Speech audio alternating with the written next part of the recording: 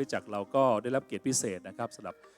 ผู้นำนะครับซึ่งหายากนะครับเป็นคนชาวต่างประเทศแล้วก็มีความเชี่ยวชาญเรื่องของเกี่ยวกับฟิสิกส์นะครับเรื่องเกี่ยวกับวิทยาศาสตร์แล้วก็เรื่องหลักฐานต่างๆในเรื่องของพระเจ้าหาฟังยากมากๆนะครับแต่เป็นโอกาสดีของเราที่ท่านบังเอิญอยู่เชียงใหม่พอดีแล้วก็ท่านก็สอนที่มหาลัยหลายแห่ง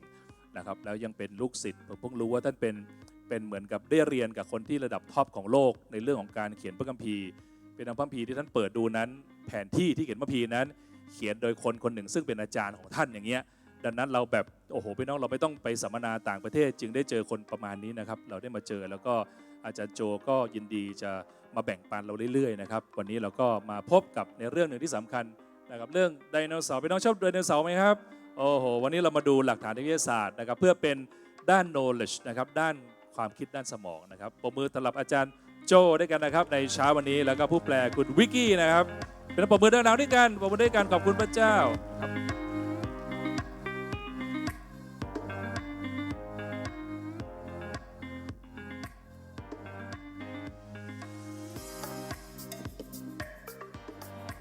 Good morning. สวัสดีตอนเช้าค่ะ Well, okay. Good morning. It's nice to be back with you again. สวัสดีตอนเช้าดีใจมากที่ได้กลับมาเจอกันอีกครั้งอันนี้ปิดได้หรือเปล่าคะขอปิดนี้ได้มันแยงหน้า This morning I want to talk about dinosaurs in the Bible. วันนี้อยากจะพูดถึงไดโนเสาร์และพระคัมภีร์ But first I want to do a quick review of what we did last week. แต่ก่อนที่เราจะไปพูดกันอยากจะคุยเรื่องถึงสัปดาห์ที่แล้ว Last week we talked about can we trust the Bible. We talked about the archaeological evidence, the 25,000 excavation sites that supported the Bible. อาทิตย์ที่แล้วเราได้คุยกันเรื่องว่าเราเชื่อพระคัมภีร์ได้หรือเปล่าแล้วก็ได้คุยเรื่องว่ามีการขุดค้นพบแหล่งของประวัติศาสตร์ซึ่งมีอายุราวๆ 25,000 ปี And we also looked at other works of antiquity, old documents, and how they worked, and how the Bible is different from all of that. เราได้คุยกันถึงเรื่องประวัติศาสตร์แล้วก็ความแตกต่างของพระคัมภีร์กับความเชื่อของมนุษย์ We took a quick look at the way the Jewish would translate the word, not phrase by phrase or word by word, but letter by letter. แล้วเราก็ได้คุยถึงเรื่องว่าวิธีของชาวยิวที่แปลพระคัมภีร์ก็คือแปลเป็นคำต่อคำผ่านทางจดหมาย We talked about what the Bible said about itself, that it was the actual words of God breathed out of His mouth, and that it will never disappear. แล้วก็ได้คุยถึงเรื่องพระคัมภีร์ว่าเป็นถ้อยคำที่มาจากพระเจ้าและถ้อยคำของพระเจ้าจะไม่มีวันสูญหายเลย We looked at the scientific foreknowledge that the Bible talked about thousands of years before we discovered that today. แล้วก็ได้คุยถึงเรื่องความรู้ที่มาจากพระคัมภีร์ซึ่งเราในฐานะมนุษย์ได้มาค้นพบหลังจากที่ถูกเขียนในพระคัมภีร์ We looked at two stories in the Bible. One was about Adam and Eve, and the other one was about Sodom and Gomorrah. เราได้คุยถึง2เรื่องหลักๆด้วยกันก็คือเรื่องของอาดัมเอวาแล้วก็เรื่องของwhat's the second one? Sodom and โซ Gomorrah. โดมโกโมราก็คือเมืองที่มีปัญหา And the evidence for them. แล้วก็หลักฐานที่เรามี And then we asked if you knew your Bible and what was in that Bible. แล้วเราได้ถามทุกคนว่าได้อ่านพระคัมภีร์บ้างไหมและได้รู้เรื่องราวในพระคัมภีร์บ้างหรือเปล่า And then we just mentioned what was the story of the Bible. แล้วก็ได้คุยถึงเรื่องราวในพระคัมภีร์ด้วย So now let's talk about dinosaurs in the Bible. That's what. ตอนนี้เราจะมาพูดถึงเรื่องไดโนเสาร์กับพระคัมภีร์ Where do they fit into the historical timeline of Earth? ไดโนเสาร์อยู่ช่วงไหนของระยะเวลาของประวัติศาสตร์ If we look at, and this is going to be a little bit difficult with this, but if we look at what's called the geological time scale, this is time today. ถ้าเรามองจากภาพนี้เนี่ยซึ่งอาจจะมองได้ยากแต่มุมบนสุดก็คือช่วงที่เราอยู่ในปัจจุบันนี้ข้างบนสุด The further we go down this thing is the older it gets. This is 100 million years ago, 200 million, 300 million, 400 million years in the past. ก็คือข้างบนสุดคือปัจจุบันข้างล่างสุดก็คือยิ่งเก่าลงไปอีกนานมากตรงสีเขียวก็คือเมื่อประมาณ100 ปีที่แล้วแล้วยิ่งลงไปก็ยิ่งนานไปอีก Now man or human beings are at the very, very top of this list. This is just today. ก็คือตรงช่วงเขียวๆด้านบนเนี่ยจะเป็นช่วงที่มนุษย์เริ่มกำเนิดมา We are in the last 100,000 years of Earth's existence, supposedly by science. ก็คือ โดยประวัติศาสตร์แล้วเนี่ยเราเกิดขึ้นมาในช่วงของสีเขียวๆนั่นก็คือเป็นช่วงที่โลกกำเนิดโลก Dinosaurs were, you see, 250 million years ago till 65 million years ago. แต่ไดโนเสาร์เนี่ยอายุเก่ากว่านั้นก็คือ250 ล้านปีก่อนหน้าที่เราจะเกิดก็คือช่วงสีฟ้า So there is a gap between humans and when dinosaurs are supposed to live of about a couple 100 million years. ดังนั้นเนี่ยจะมีช่องว่างระหว่างมนุษย์กับไดโนเสาร์อยู่ประมาณเป็นล้านปีเป็น100 ล้านปีค่ะ I want you to keep this in mind as we go along today and what you see. อันนี้คือหลักฐานทางวิทยาศาสตร์ให้เราเก็บภาพอันนี้ไว้ก่อน So, archaeology and science are like a jigsaw puzzle. นักโบราณคดีแล้วก็เรื่องราวของวิทยาศาสตร์เนี่ยถ้าเปรียบก็คือเป็นภาพของจิ๊กซอว์ We never have all of the pieces or all of the facts that we want, but we still have to create a picture of what occurred. เราไม่ได้มีทุกชิ้นครบสมบูรณ์แต่เราก็พยายามจะหาชิ้นส่วนเอามาต่อกันเพื่อให้ได้คำตอบ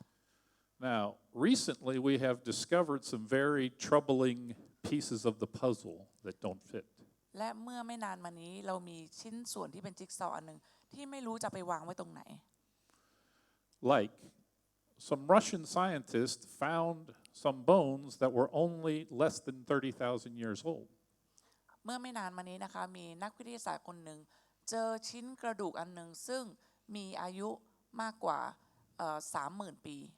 American scientists found bones that were 20,000 years old, dinosaur bones. แต่มีนักวิทยาศาสตร์ชาวอเมริกันค้นพบกระดูกอีกชิ้นหนึ่งซึ่งมีอายุราวๆ 20,000 ปี How is that possible? มันจะเป็นไปได้ยังไง Dinosaurs died hundreds of millions of years ago, and scientists are finding bones that are only thousands of years old. ซึ่งถ้าชาร์ตเมื่อกี้ได้บอกว่าไดโนเสาร์เนี่ยตายก่อนหน้าเรามาแล้วเป็น100 ล้านปีแต่กลับพบอายุของไดโนเสาร์เพียงแค่ 20,000 ถึง 30,000 ปี I just want to say you can put puzzle pieces together and still not get the right picture. สิ่งที่พยายามบอกตรงนี้ก็คือว่าแม้ว่าเราจะเอาจิ๊กซอว์มาต่อด้วยกันได้แต่ภาพมันอาจจะยังไม่ชัดเจนภาพมันไม่เข้ากัน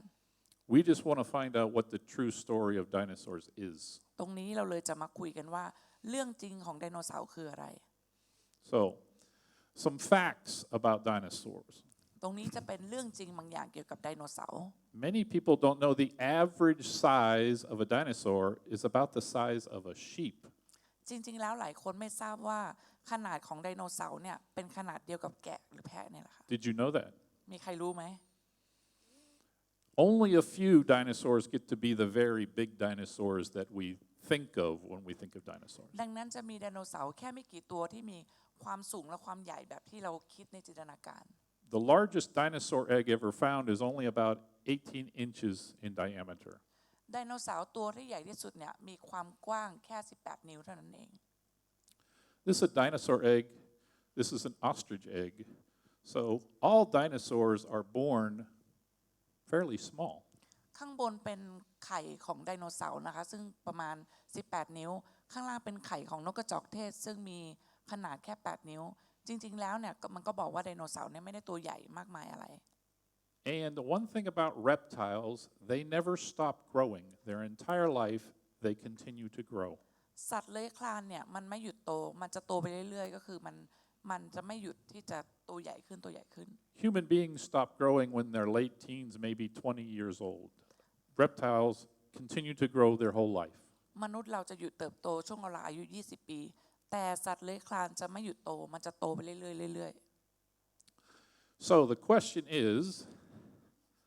ๆคำถามที่มีตอนนี้นะคะ are dinosaurs mentioned in the Bible? ว่าในพระคัมภีร์เคยพูดเรื่องไดโนเสาร์มาก่อนหรือเปล่า I think the answer might surprise you. คำตอบอาจจะทำให้เราตกใจ The word dinosaur was not invented until the late or the mid 1800s.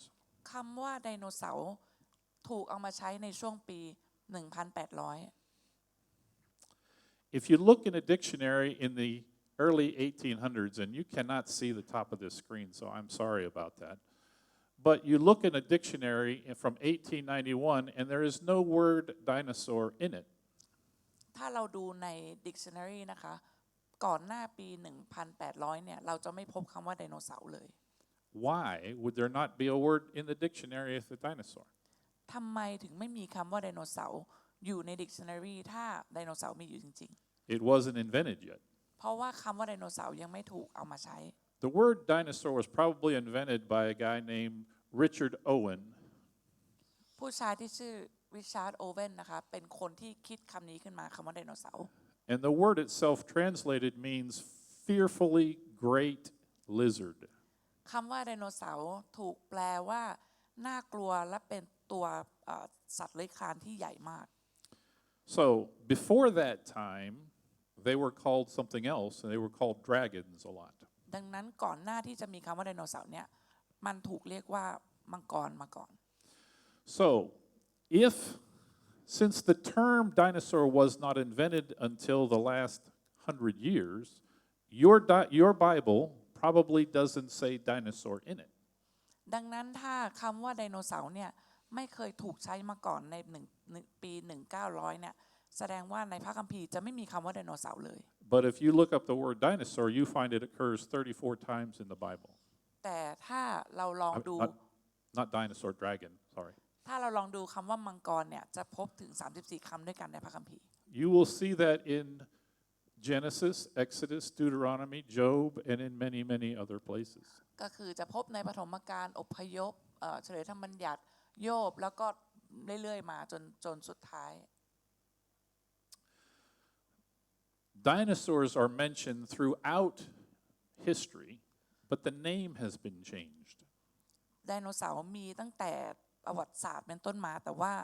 ชื่อมันถูกเปลี่ยนไปตามกาลเวลา They used to be called dragons or serpents or Leviathan or Behemoth or other things. ก็คือในพระคัมภีร์เนี่ยอาจจะใช้คำว่ามังกร serpent Leviathan หรือ Behemoth. So here is a scripture from Job 41 that says, flames stream out of his mouth. We're talking about Leviathan. ในโยบนะคะบทที่ 41 ก็พูดถึงไดโนเสาร์เหมือนกันแต่ใช้คำว่า Leviathan แล้วก็บอกว่าเพลิงออกมาจากปากของมัน Sparks of fire come out. มีประกายไฟกระโดดออกมา Smoke pours out of his nostrils. มีควันออกมาจากรูจมูก His breath sets coals on fire. แม้กระทั่งลมหายใจก็ทำให้เกิดไฟได้ควันไฟ What does that sound like to you? มันเหมือนตัวอะไรในความคิดของเราค่ะ The word dragon means terribly a huge serpent. คำว่ามังกรแปลว่าเป็น serpent ที่ตัวใหญ่ That is the definition, the first definition in the dictionary. The first definition is always the most familiar. อันเนี้ยเป็นการแปลครั้งแรกใน dictionary ซึ่งการแปลครั้งแรกมันจะเป็นคำที่คุ้นเคยมากที่สุด In Job 40, it talks about Behemoth, all right? ในโยบบทที่ 40 ได้พูดถึง Behemoth Power is in the muscles of his belly. และได้บอกว่าพลังของมันอยู่ที่ช่วงท้อง His tail swells like a cedar tree. หางของมันเนี่ยสะบัดเหมือนต้นไม้สีดา His bones are like iron or steel. กระดูกของมันเหมือนเหล็ก So in some Bibles, it would say when they have behemoth, they're talking about elephants or about hippopotamuses, maybe. They don't know. แต่เวลาที่เขาพูดเรื่องสัตว์ตัวนี้ในพระคัมภีร์เนี่ยมันฟังดูเหมือนจะเป็นฮิปโปหรืออะไรบางอย่าง I was surprised to find when I looked in my own Bible, here is Behemoth, Leviathan in chapters 40 and 41. เมื่อข้าพเจ้าได้อ่านในพระคัมภีร์เนี่ยก็ตกใจมากซึ่งได้พบตัวโบฮิโมธในบทที่ 41 แล้วก็ 40 ด้วย There's a footnote down here that says possibly a hippopotamus or an elephant. ซึ่งมันจะมีตัวฟุตโนตเล็กๆอยู่ข้างใต้พระคัมภีร์เวลาเราอ่านแล้วก็บอกว่ามันเป็นฮิปโป This is in my Bible today. I was flabbergasted. I was astonished to see this. ซึ่งปัจจุบันนี้ก็ยังค้นพบอยู่ในพระคัมภีร์ที่เราอ่านทุกวันนี่แหละเป็นสิ่งที่น่าประหลาดใจมาก Let's look at this verse in the Bible a little closer. It says, "The strength is in his loins, the muscles of his belly is where his power is." ในพระธรรมโยบข้อนี้บอกว่าดูเถิดกำลังของมันอยู่ในเอวและฤทธิ์ของมันอยู่ในกล้ามเนื้อท้อง So I will look at an elephant. It says, okay, it has a big belly. ดังนั้นถ้าไปตามพระคัมภีร์เนี่ยช้างมันก็มีท้องใหญ่เหมือนกันนะ A hippopotamus has a big belly. ฮิปโปก็มีท้องใหญ่เหมือนกัน A dinosaur has a big belly. ไดโนเสาร์ก็มีพุงใหญ่ This guy has a big belly. ผู้ชายคนนี้ก็มีพุงใหญ่ So does he, but I'm not going to call him a dinosaur. แต่เราจะไม่เรียกคนนี้ว่าไดโนเสาร์แล้วกัน It also says his tail sways like a cedar tree. แล้วก็ยังบอกอีกว่าหางของมันเนี่ยแกว่งไกวเหมือนกับต้นสนสีดา Now I have a friend in Lebanon that he grew up in Lebanon, and they talk in the Bible about the cedars of Lebanon that King Solomon used to build the temple. ข้าพเจ้าก็มีเพื่อนคนหนึ่งซึ่งเป็นชาวเลบานอนแล้วก็ได้ไปถ่ายรูปที่ต้นไม้ต้นนี้ก็เป็นต้นที่คิงโซโลมอนได้เอาไปใช้สร้างพระวิหารของพระเจ้า My friend Sam sent me a picture. This is him and his 3 children standing inside a cedar tree in Lebanon. เพื่อนของผมที่ชื่อแซมที่เป็นชาวเลบานอนเนี่ยก็ไปถ่ายรูปกับต้นไม้ต้นสนสีดาพร้อมกับลูกๆอีก3 คน They are huge trees. ต้นไม้ต้นนี้ใหญ่มาก So let's look. Does that look like a cedar tree to you? ดังนั้นลองกลับไปนึกถึงพระคัมภีร์ว่าหางของช้างเนี่ยเหมือนหางต้นสีดาไหม Not a cedar tree there either. หางฮิปโปก็ไม่เหมือนใบต้นสนสีดา Now, that looks like a cedar tree to me. หางไดโนเสาร์เนี่ยคล้ายมากที่สุด Right? Let's compare now. ให้เราเปรียบเทียบขนาดตอนนี้ That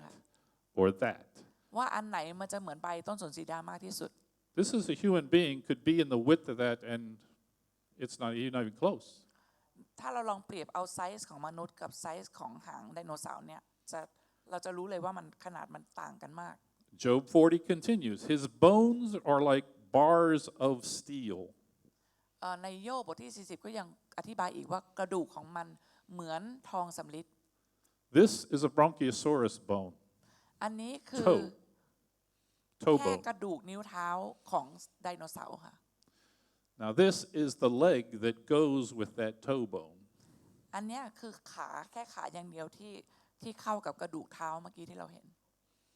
Do you think the Bible was talking about an elephant, a hippopotamus, or a dinosaur? และตอนนี้คุณคิดว่าพระคัมภีร์กำลังพูดถึงช้างฮิปโปหรือไดโนเสาร์ A trade journal here, a science journal, says here that no human being has ever seen a living dinosaur. ทีเนี้ยมันมีนักวิทยาศาสตร์คนหนึ่งระบุว่าไม่มีมนุษย์คนไหนเคยเห็นไดโนเสาร์มาก่อน My question is, does the evidence support that statement? ทีนี้เราจะมาดูว่าหลักฐานแต่ละอย่างสามารถพิสูจน์ได้ไหมว่าเมื่อกี้คำพูดเมื่อกี้เป็นจริง In the year 900, an Irish writer is talking about an animal that had nails down its back. ในช่วงปี 900 มีนักวิทยาศาสตร์ชาวไอริชคนหนึ่งพูดถึงสัตว์ตัวหนึ่งที่มีหนามอยู่บนหลัง That is very similar to a Stegosaurus that we know or a Kentrosaurus today. ซึ่งมันค่อนข้างที่จะตรงกับไดโนเสาร์พันธุ์หนึ่งที่พันธุ์เคโตเลยเนี่ยสักอย่างค่ะ He's talking about this just 1,000 years ago. ซึ่งเขาพูดถึงสัตว์ตัวนี้เมื่อประมาณ1,000 ปีที่แล้วนี่เอง Was there dinosaurs alive 1,000 years ago? เป็นไปได้ไหมว่าไดโนเสาร์มีชีวิตอยู่เมื่อประมาณ1,000 ปีก่อน Alexander the Great writes in his journals about his men were afraid of animals that lived in caves, the huge dinosaur-like animals. อเล็กซานเดอร์มหาราชเคยระบุไว้ในเหมือนเป็นไดอารี่ที่เขียนว่าทหารของเขาเนี่ยกลัวสัตว์ตัวหนึ่งมากซึ่งสัตว์ตัวนี้อาศัยอยู่ในถ้ำ He called them dragons. แต่เขาเรียกว่ามังกร There are thousands of legends throughout history talking about seeing or killing a dragon. และยังมีตำนานอีกหลายตำนานที่พูดถึงการฆ่ามังกรแล้วก็ได้พบเห็นมังกร Why would the Chinese have 11 real animals and one mythical dragon? แล้วถ้าเกิดเปรียบในประวัติศาสตร์จีนที่เป็นปีนักกษัตริย์เนี่ย Does ทำ that ไม make พูด sense? ถึงสัตว์ที่มีอยู่จริงๆ11ตัวแต่อีกสัตว์ตัวหนึ่งเป็นสัตว์ที่อยู่ในจินตนาการ In 1271, Marco Polo, a very famous explorer, talked about on special occasions dragons would pull the royal chariot. ในปี 1271 มีผู้ชายที่ชื่อมาโคโปโลเนี่ยได้พูดว่ามีมังกรที่จะลากพระที่นั่งเคลื่อนไป It was also in 1611 they talked about the emperor appointed a royal dragon feeder. และในปี 1611 เนี่ยมีคนที่คอยให้อาหารมังกรด้วย Why would you appoint a royal dragon feeder if there wasn't a dragon to feed? มันจะมีเรื่องนี้ได้ยังไงคือจะพูดถึงตำแหน่งการให้อาหารมังกรได้ยังไงถ้ามังกรไม่ได้มีอยู่จริง Dragons are mentioned all throughout Europe, not just Asia, and they even have some dragons on flags with footprints. คนชาวยุโรปก็ชอบพูดถึงมังกรมากถ้ามังกรไม่มีอยู่จริงๆหรือไม่มีใครเคยเจอทำไมเขาถึงเอามังกรมาอยู่ในธง Here is an Egyptian carving of an animal from the 12th century in Egypt. ในศตวรรษที่ 12 เนี่ยชาวอียิปต์ก็มีรูปของไดโนเสาร์อยู่ในการแกะสลักของเขา Here is another carving from Greece of two long-necked dragons. อันนี้เป็นการแกะสลักของชาวกรีกที่เป็นสัตว์2ตัวที่มีคอยาวมาก Why would people carve things they've never seen? ทำไมมนุษย์จึงแกะสลักสิ่งที่พวกเขาไม่เคยเห็น Here is something that was when you roll out a cylinder wax. Where have we seen one of them? ภาพนี้ก็เป็นภาพของคล้ายๆสัตว์อะไรบางอย่างที่ถูกทำให้เป็นแว็กซ์ Here is something, an image created in Babylonia, 600 years before Christ was born. 600 ปีก่อนที่พระเยซูจะมาสัตว์ตัวนี้มีอยู่จริงแล้วก็มีคนวาดภาพนี้ขึ้นมา What does that look like to you? คุณคิดว่าสัตว์ตัวนี้มันเหมือนอะไรบ้าง This is Babylonian entrance to the Babylonian empire. It's their gate. อันนี้เป็นประตูทางเข้ามหาราชวังบาบิโลน What are these things? Here's a close-up. นี่คือภาพของสัตว์ที่อยู่ตรงประตู Here's present-day Iraq. Same thing on the walls behind this soldier. นี่คือภาพจากกำแพงของประเทศอิรักมีสัญลักษณ์สัตว์บางอย่างอยู่ตรงกำแพง Closer to home, here just next door in Cambodia, ถ้าใกล้ประเทศเราเข้ามาอีกก็คือเขมร there's something carved in one of those walls. We were over, my wife and I were there 3 months ago. ข้าพเจ้าและภรรยาได้ไปที่นี่มาเมื่อประมาณ2 เดือนที่แล้วมีสัตว์ตัวหนึ่งถูกแกะสลักอยู่บนประตู That sure looks like a stegosaurus to me. อันนี้ก็เหมือนไดโนเสาร์สำหรับผมเหมือนกัน But this temple was built less than 1,000 years ago. แต่วัดเนี่ยถูกสร้างต่ำกว่า 1,000 ปีก็คือ 1,000 นิด In Utah, in America, there are drawings on the walls of rocks of dinosaurs. ๆในรัฐยูทาห์ในสหรัฐอเมริกาก็ในถ้ำหนึ่งก็มีภาพของการแกะสลักตัวไดโนเสาร์อยู่เหมือนกัน This is hard to see, but this is what it looks like. อันนี้คือภาพที่ถูกขยายมาจากวงกลมสีแดงเมื่อกี้ Here's another thing. That looks like an Edmontosaurus. อันนี้ก็อีกภาพหนึ่งซึ่งเหมือนกับไดโนเสาร์มาก Another one. ๆอีกอันหนึ่ง Here's a Viking woodcut on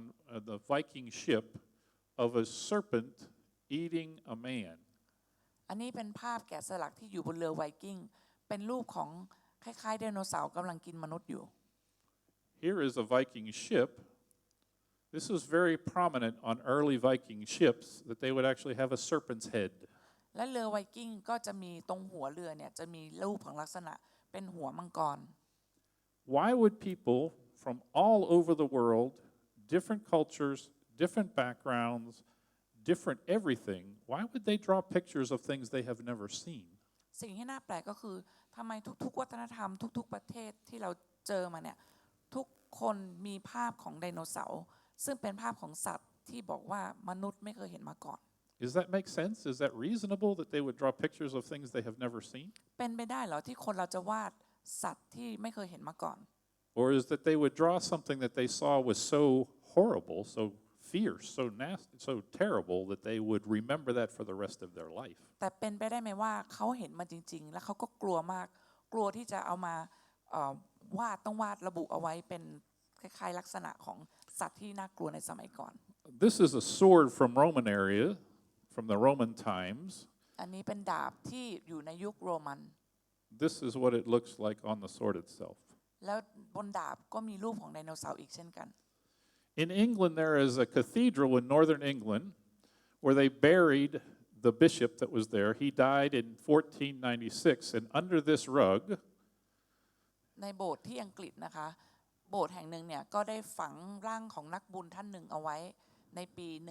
1400 is his tomb. ซึ่งตรงเนี้ยเป็นเหมือน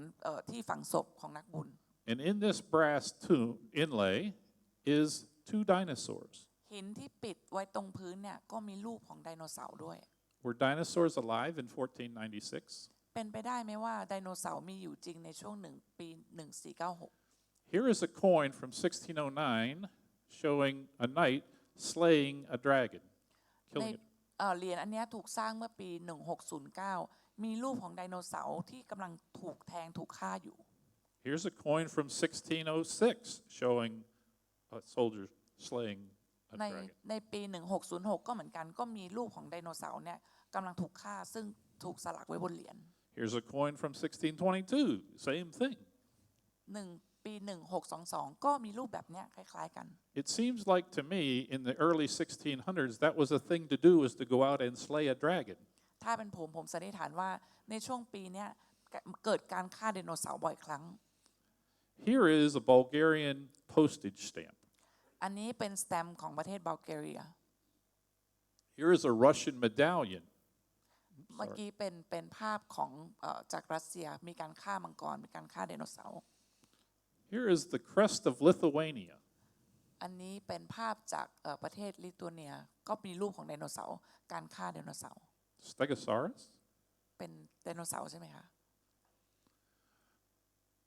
The question is, there is evidence all over the earth of actually human beings living with dinosaurs. ดังนั้นเรามีหลักฐานมากมายที่พิสูจน์ว่ามนุษย์เคยอยู่ร่วมกับไดโนเสาร์มาก่อน Dinosaurs and human footprints have been found in Turkmenistan, Arizona, Texas, and many other places. เราได้ค้นพบหลักฐานรอยเท้าของมนุษย์และไดโนเสาร์พร้อมๆกันในเท็กซัสและก็ในหลายแหล่งในประเทศอเมริกา Dinosaur footprints, human footprints in between. เราได้พบอันใหญ่กว่าก็คือรอยเท้าไดโนเสาร์อันเล็กก็คือรอยเท้ามนุษย์ซึ่งเดินไปพร้อมๆกัน This stone was cut out and put in a museum in America. เขาได้เอาภาพตรงนี้ขุดออกมาแล้วเอาย้ายไปไว้ในพิพิธภัณฑ์ It has since been removed. ตอนนี้ถูกย้ายออกไปแล้ว Why? ทำไมถึงเป็นอย่างนั้น Here is another set of dinosaur tracks. อันนี้เป็นอีกภาพหนึ่งก็คือเป็นภาพของรอยเท้าไดโนเสาร์ Dinosaur is walking this direction. Here's a human footprint, and they are walking the other direction. ก็คือไดโนเสาร์เดินไปอีกทางรอยเท้ามนุษย์เดินย้อนไปอีกทาง How does that happen? มันเกิดขึ้นได้ยังไง Here's another one called the Taylor Trail. อันนี้เป็นทางอีกอันหนึ่งที่เรียกว่าเทเลอร์ Dinosaur goes that way, man goes this way. ไดโนเสาร์เดินไปทางเฉียงๆมนุษย์ก็เดินไปตรง Fossils. ๆมันเป็นฟอสซิล Here is a human track inside a dinosaur track. มันมีรอยเท้าของมนุษย์ฝังอยู่ในรอยเท้าไดโนเสาร์อีกทีหนึ่ง Here is the human toes and the dinosaur track. ตรงนั้นเราจะเห็นนิ้วเท้าของมนุษย์ซึ่งฝังอยู่แล้วก็มีรอยเท้าของไดโนเสาร์ How is that possible? เป็นไปได้ยังไง Here's another view of one. Now I need to tell you, dinosaur fossils are very profitable. อยากจะบอกตรงนี้ว่าฟอสซิลของไดโนเสาร์เนี่ยมีค่าสูงมากมีรายได้มาก If I find a dinosaur fossil, I'm getting rich. ถ้าผมเจอรอยเท้าไดโนเสาร์ผมจะรวยเลยแหละ People pay a lot of money for a dinosaur fossil. หลายคนจะจ่ายราคาเพื่อซื้อไดโนเสาร์ฟอสซิล Here you see the dinosaur step this way and the human stepped across his toes. ภาพตรงนี้ก็คือเป็นรอยเท้าของไดโนเสาร์เอียงไปด้านหนึ่งแล้วก็รอยเท้าของมนุษย์ก็เอียงเข้าหา So how do we now if I just found a dinosaur print and I wanted to make it look like that, I could cut into the dinosaur print a human footprint to make it look real. แต่จริงๆแล้วถ้าผมอยากจะสร้างมันมาสักอันก็คือแค่ไปหาหินแล้วก็เอามาแกะสลักแล้วก็ให้มันดูเหมือนจริง But in this example, they did a CAT scan to determine whether that was carved in there afterward or whether it was there originally. แต่หลักฐานที่เขาไปขุดมาได้เนี่ยเขาเอาไปผ่านเครื่อง CT สแกนเพื่อดูน้ำหนักของการลงฝ่าเท้า They did this to show it was original, it was not faked. ทำแบบนี้ผ่าน CT สแกนเพื่อให้รู้ว่าเนี่ยไม่ได้เป็นการขุดที่มาจากมนุษย์แต่เป็นรอยเท้าจริง So this 65 to 250 million year gap seems like it doesn't fit. ๆดังนั้นหลักฐานที่นักวิทยาศาสตร์คนเนี่ยที่ทำชาร์ตขึ้นมาเนี่ยมันจึงไม่สมเหตุสมผลเพราะว่าถ้าบอกว่ามีอายุห่างกันถึง250ล้านปีเนี่ยมันไม่น่าเป็นไปได้ If dinosaurs and man lived together, then this chart timeline must be wrong. ถ้ามีหลักฐานว่ามนุษย์กับไดโนเสาร์เคยอยู่ร่วมกันดังนั้นชาร์ตที่เห็นอยู่เนี่ยผิด Remember these bones that we said that some scientists had dated less than 30,000 years or less than 20,000 years? จำกระดูกภาพนี้ได้ไหมคะที่บอกว่านักวิทยาศาสตร์ค้นพบและระบุว่าอายุของกระดูกไม่น่าจะเกิน 30,000 หรือ 20,000 ปี Well, that finding would seem to verify what we just said. ดังนั้นอายุตรงนี้น่าจะเป็นอายุที่จริง But how is that possible? แต่มันจะเป็นไปได้ยังไง Well, they did not tell them this was a dinosaur bone before they told them to date it. คนที่เอากระดูกให้นักวิทยาศาสตร์เนี่ยไม่ได้บอกว่านี่คือกระดูกไดโนเสาร์เขาจึงระบุตามอายุว่ามันน่าจะเป็น 20,000-30,000 ปี You see, if I tell you this is a dinosaur bone, go date this, and you come up with 20,000 years, you got to say, dinosaurs lived millions of years ago. I must have done something wrong in my test. ก็คือถ้าวันนี้มีคนหรือผมเนี่ยหยิบยื่นกระดูกบอกว่าเอากระดูกไดโนเสาร์ไปตรวจแล้วถ้ามันได้อายุแค่ 20,000 ถึง 30,000 เราก็จะคิดว่าโอ้ไม่ใช่ละเราคงคำนวณอะไรผิดบางอย่าง This is how we bias our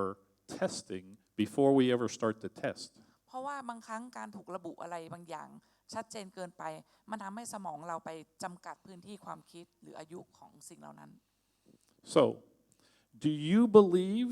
that dinosaurs lived hundreds of millions of years before man evolved? ดังนั้นตอนนี้เราเชื่อไหมว่า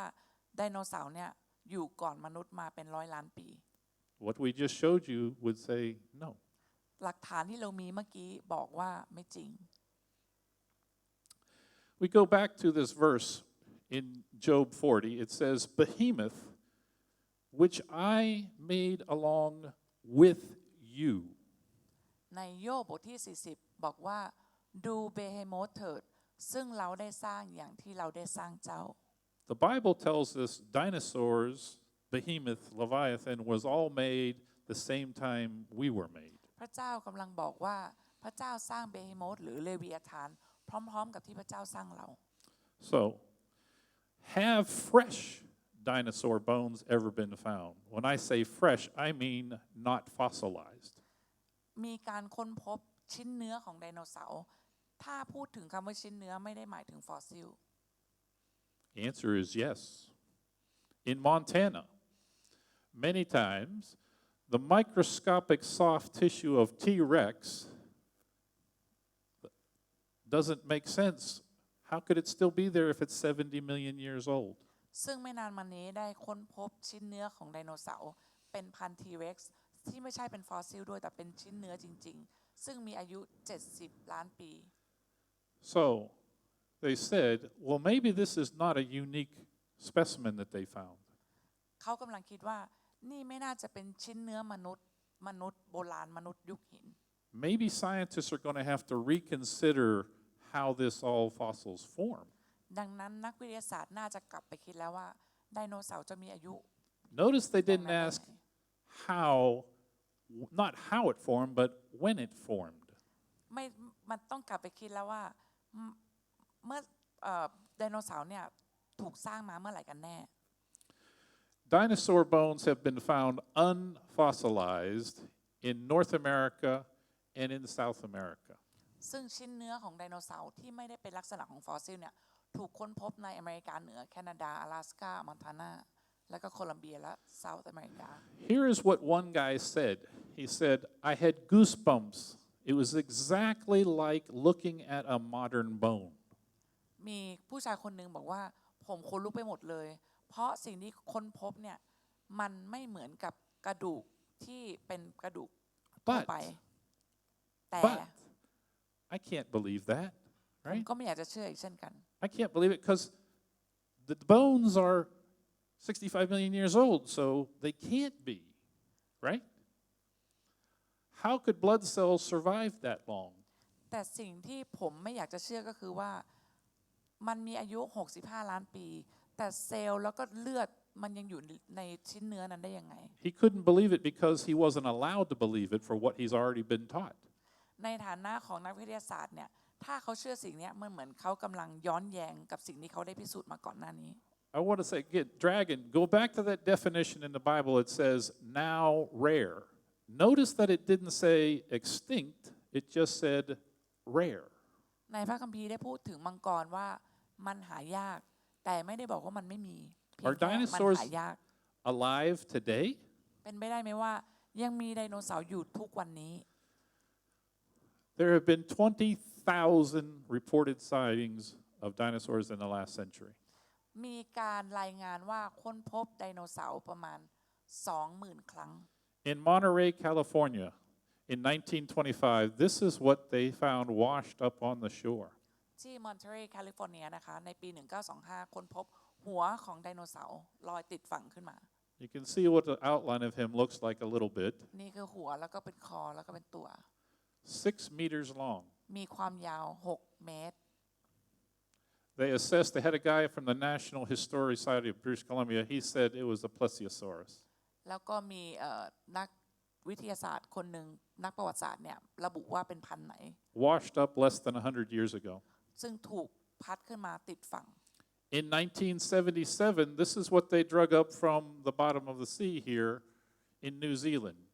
ในปี 1977 ที่นิวซีแลนด์ก็ค้นพบซากสัตว์ประหลาด They had a marine biologist on board who analyzed it and then drew this. มีนักชีววิทยาก็วาดกระดูกแล้วก็วาดโครงสร้างนี้เอาไว้ Is that a Plesiosaurus? เป็นไปได้ไหมว่าเป็นอีกพันธุ์หนึ่งที่เรียกว่า Ps.Joe This is just 35, 40 years ago. อันนี้มันแค่ 35-40 ปีที่ผ่านมานี่เอง In Congo, there is a jungle that is 80% unexplored. It's the size of the state of Arkansas in America. มีแหล่งหนึ่งเรียกว่าคองโกนะคะซึ่งไม่ค่อยมีใครเคยไปแล้วก็น้อยคนมากที่จะไปที่นี่แทบจะไม่มีคนอยู่เลย The local people in 1959 claimed that they killed what they call Mokele Mbembe. ในปี 1959 มีคนบอกว่าเขาได้ฆ่าสัตว์ตัวหนึ่งคล้ายๆสัตว์ในรูปนั้นนะคะซึ่งมีชื่อว่ามิเมมเบ้ That's what they said he looked like. แล้วเขาบอกว่าเนี่ยมันลักษณะเป็นแบบนี้เลย These people will all tell you that they have seen a pterodactyl in their skies today. คนเหล่านี้ในรูปบอกได้ว่าในหมู่บ้านเขามีสัตว์ตัวหนึ่งบินได้ What is that? แล้วก็ได้ถ่ายรูปมาเป็นรูปนี้มันคือตัวอะไร Is this a baby pterodactyl? อันนี้ใช่อันนี้เป็นลูกของเพโตรแดกติล Remember I said reptiles grow their entire life. They never stop growing. ช่วงแรกๆจำได้ไหมว่าผมบอกว่าสัตว์เลื้อยคลานเนี่ยจะไม่หยุดเติบโตเลย Is it possible that a dinosaur has it's just a reptile that has been growing for a really long time? เป็นไปได้ไหมว่าไดโนเสาร์เนี่ยก็คือสัตว์เลื้อยคลานที่พัฒนาการเติบโตมาเป็นเวลายาวนานมาก Remember, Adam lived to over 900 years, and people before the flood lived for 900 years. จำได้ไหมว่าอาดัมมีอายุถึง 900 ปีแล้วคนที่อยู่ก่อนน้ำจะท่วมโลกเนี่ยมีอายุเป็นหลายร้อยปีมาก If one of these reptiles lived 900 years, how big would they be? แล้วถ้าสัตว์พวกนี้มีอายุอยู่ 900 ปีมันจะใหญ่แค่ไหน In the Congo in Africa in 2005, they killed an 8-meter crocodile. ที่คองโกเมื่อปี 2005 เขาได้ฆ่าสัตว์คล้ายๆจระเข้ยักษ์ตัวหนึ่ง This is huge. คือมหึมา But they also talk about, the locals have talked about this Mahamba, who is actually 15 meters long. แล้วก็ได้พูดถึงสัตว์ตัวหนึ่งซึ่งมีความยาวราวๆ15 เมตร Here's a snake caught in 2006 in Australia. ที่ออสเตรเลียในปี 2006 เขาจับงูยักษ์ได้ตัวหนึ่ง Huge. ตัวใหญ่มาก In Indonesia, they caught a snake that was 15 meters long and almost 500 kilos. ๆ ที่อินโดนีเซียก็เหมือนกันในปี 2003 เจองูตัวยาว 15 เมตร This is a picture from 1949 in the Amazon River, a 45-meter-foot long serpent in the river. ในแม่น้ำอเมซอนก็ค้นพบสัตว์ตัวหนึ่งที่มีความยาวเหมือนงูในปี 1949 มีความยาว 45 เมตร These are two creatures that are alive today. นี่คือสัตว์สองภาพสีเขียวๆคือสัตว์สองตัวที่มีชีวิตอยู่จริงในปัจจุบัน What if they live 900 years? ถ้าวันนี้มันอายุ 900 ปีล่ะ Dinosaurs puzzle is not complete that what we've been shown. ดังนั้นเรากำลังบอกว่าภาพจิ๊กซอว์เกี่ยวกับไดโนเสาร์น่ะมันยังไม่สมบูรณ์ We have too many pieces that don't fit together. They might get there, but they don't fit together correctly. เรายังมีอีกหลายชิ้นที่มันเข้ากันยังไม่พอดี Remember, we asked you, keep this in mind, this gap, as we were going through this presentation. จำได้ไหมภาพนี้เป็นภาพที่บอกว่าให้จดจำตัวเลขเหล่านี้เอาไว้ The evidence shows that this timeline cannot be correct. ดังนั้นภาพที่เราเห็นกำลังบอกว่าไทม์ไลน์ที่เราเห็นตรงเนี้ย The question is then, okay, how old is the Earth? คำถามต่อมาคือแล้วโลกมีอายุเท่าไหร่กันแน่ That's another presentation we don't have time for today. เราจะมี presentation อีกครั้งหนึ่งซึ่งไม่ใช่วันนี้ So, back to the question. กลับมาที่คำถาม Are dinosaurs mentioned in the Bible? ว่ามีการพูดถึงไดโนเสาร์ในพระคัมภีร์หรือเปล่า The answer is absolutely yes. คำตอบก็คือแน่นอนมีอยู่จริง Did the dinosaurs die out millions of years before man arrived on the scene? แล้วจริงไหมที่ว่าไดโนเสาร์ตายมาเป็น100 ล้านปีก่อนมนุษย์จะเกิด The answer is absolutely not. คำตอบก็คือไม่ใช่ Why did the dinosaurs disappear? แล้วทำไมเราถึงไม่เห็นไดโนเสาร์มันหายไปไหน Well, the real reason dinosaurs disappeared was they were not too smart. คำตอบก็คือสาเหตุที่มันหายไปก็คือมันไม่ฉลาดพอ Thank you very much for your time today. ขอบคุณสำหรับเวลาในวันนี้ค่ะ Do you have any questions? มีใครมีคำถามไหมคะ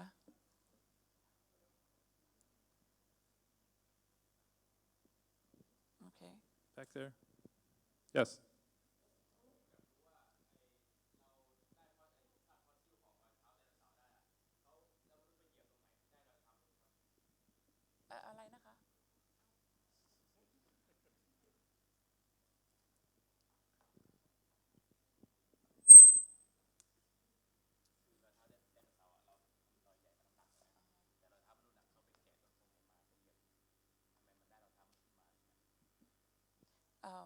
So you found the dinosaur footprint,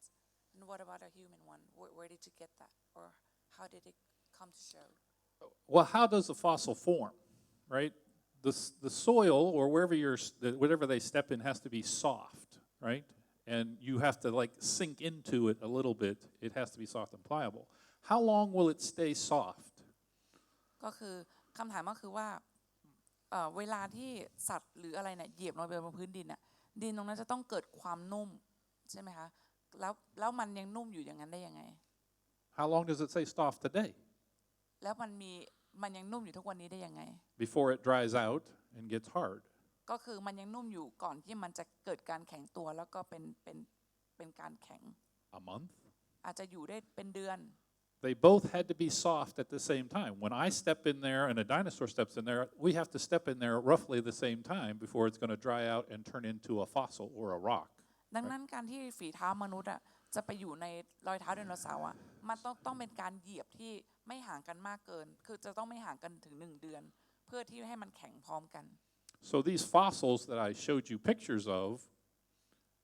that were located in different parts of the world had to occur at the same time. ดังนั้นรอยเท้าของไดโนเสาร์ที่ถูกเอามาจากแต่ละพื้นที่แต่ละประเทศเนี่ยจะต้องเป็นการเกิดพร้อมกัน Those are the fossils that we have already found. How many more are out there?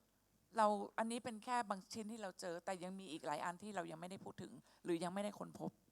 Hundreds, thousands, millions, I don't know. อาจจะมีอีกร้อยอีกพันเราก็ยังไม่รู้ That's just what we know of today. แต่สิ่งที่เราเห็นก็คือสิ่งที่เรารู้ในวันนี้ Good question. เป็นคำถามที่ดีค่ะ Any other questions? มีคำถามอื่นอีกไหมคะ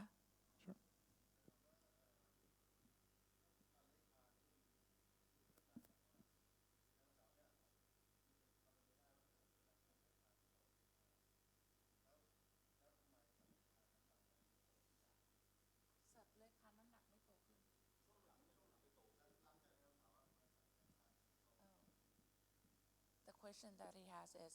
if the lizard keep growing and it's getting larger, getting bigger, what about the ones that resist today? How come it's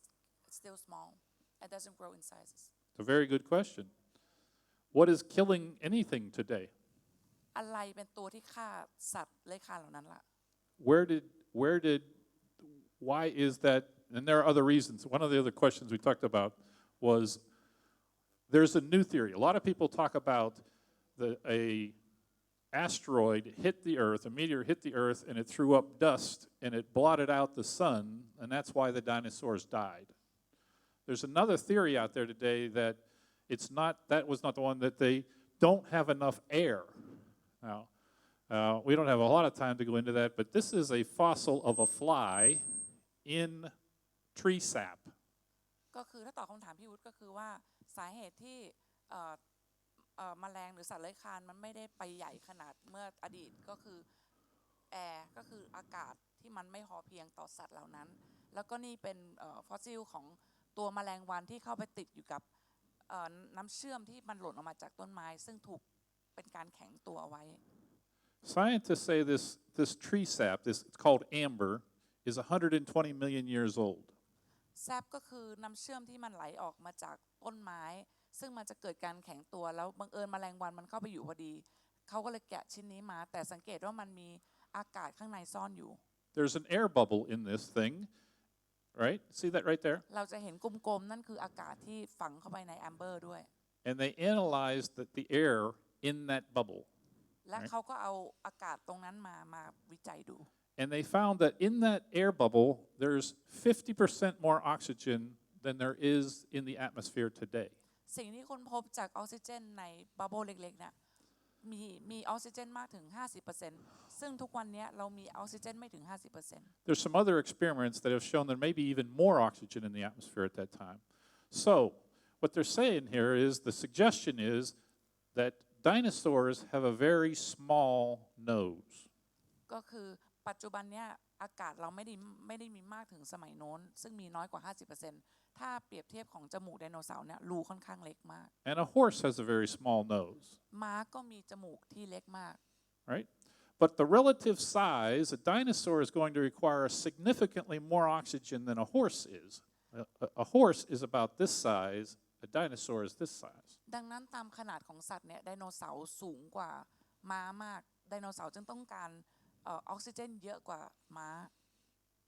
The question is, why is there less oxygen in the atmosphere today than there was a long, long time ago? คำถามที่อยากถามกลับก็คือทำไมปัจจุบันออกซิเจนเราถึงลดน้อยลงกว่าเมื่อก่อนมาก That is the question. And I think there is an answer to that, but it's a little scientific, and we can talk about that at another time. So. ซึ่งคำตอบก็น่าจะเป็นคำตอบเชิงวิทยาศาสตร์ว่าทำไมระดับออกซิเจนถึงลดต่ำลงมาจึงทำให้เราอาจจะต้องไปคุยเรื่องนี้ลึกๆกันอีกทีนึง And generally speaking, so in your smaller animals,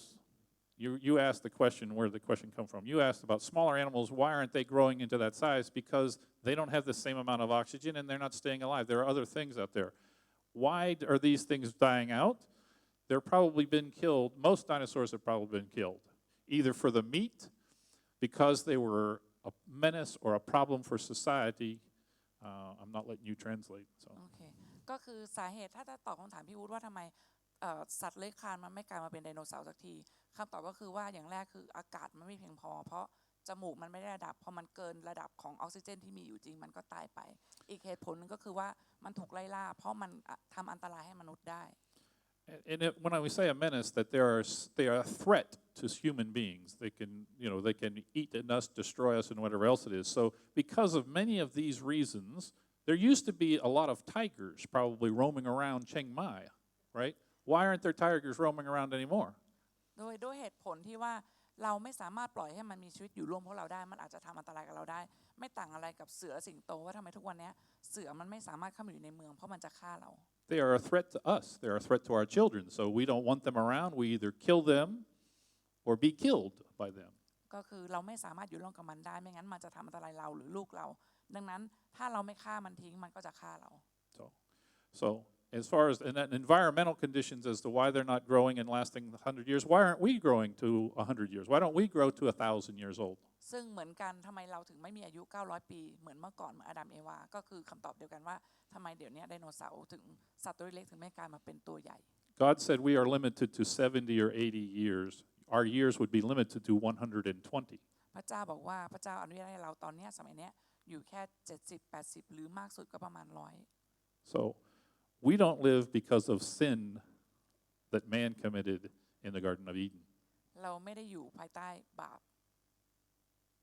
เหมือนอาดัมเอวา Any more questions? มีคำถามไหมคะ I will be around at the break if anybody wants to ask more questions. ก็ยังอยู่ใน